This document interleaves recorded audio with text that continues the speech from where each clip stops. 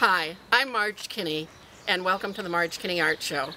Today we are going to learn how to plein air paint.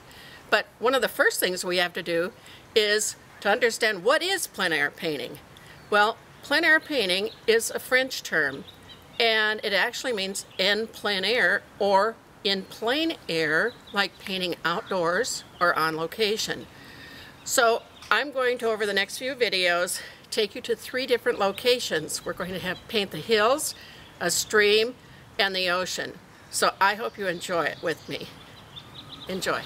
All right, I think we better go over the checklist, and I would advise that you make several copies of this. Pause your video and write it all down, and then make copies and just keep it with you. And then you can check each time whether you have all of these items. All right, first of all, make sure you have your canvas. I've actually gotten to my location and forgotten my canvas. You also need an easel or a board on which you're going to hold your canvas to paint. The next thing is leg braces, which is the wood is the same size as the legs. If you have a telescoping leg, many times they'll give way in the wind when the canvas is pushed by the wind.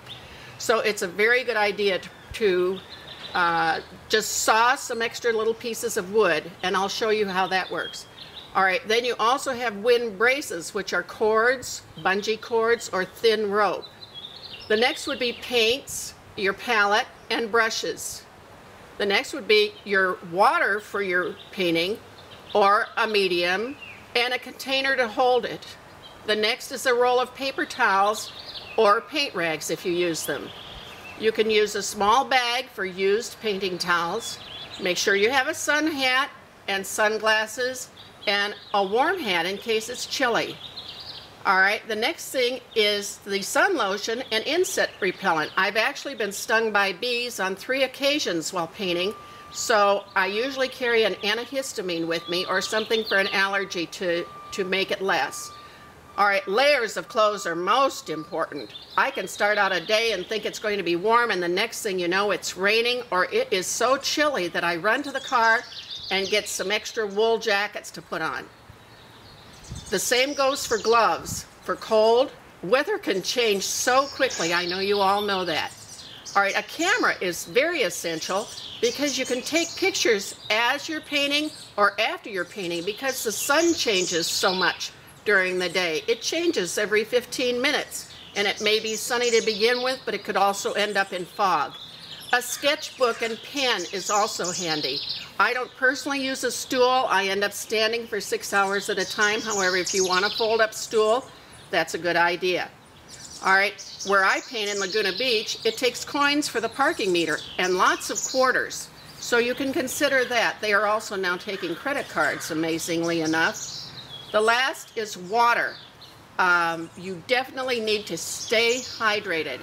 A snack, and also a flask or thermos for a hot drink.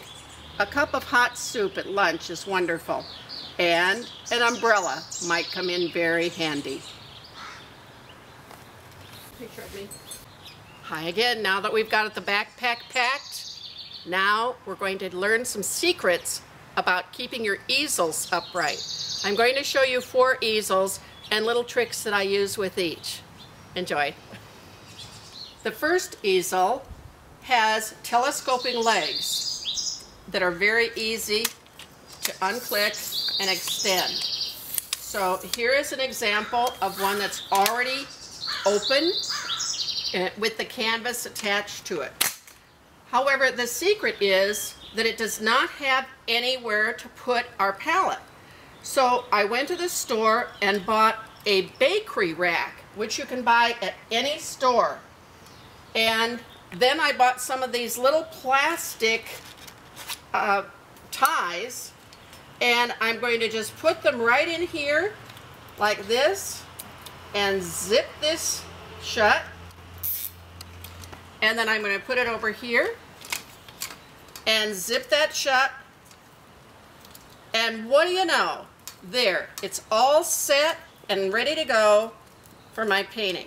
Now I can just put the palette on there and the little water and a small container for paints. All right, now the other secret with this is that today it's been windy off and on.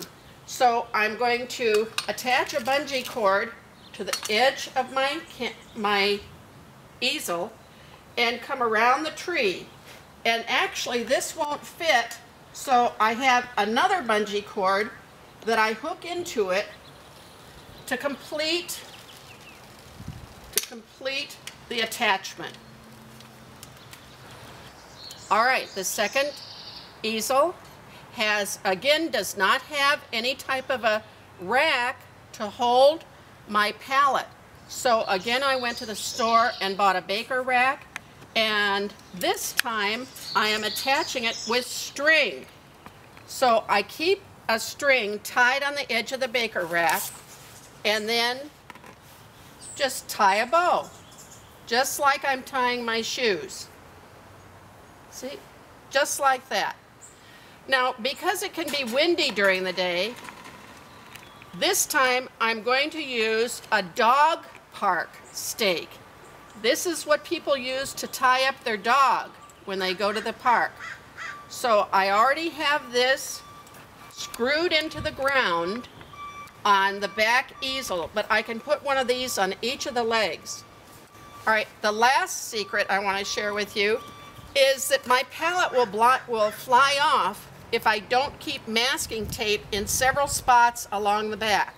So I not only put masking tape on the pallet, but I also put it on this little container which I have my paints in, and I keep it on the bottom of my little container for water. And it works perfectly.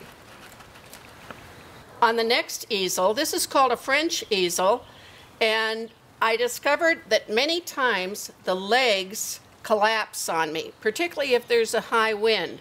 So I not only use the cords to attach to a railing or tree or whatever I can find, but I have cut pieces of wood, 3 pieces of wood for each leg.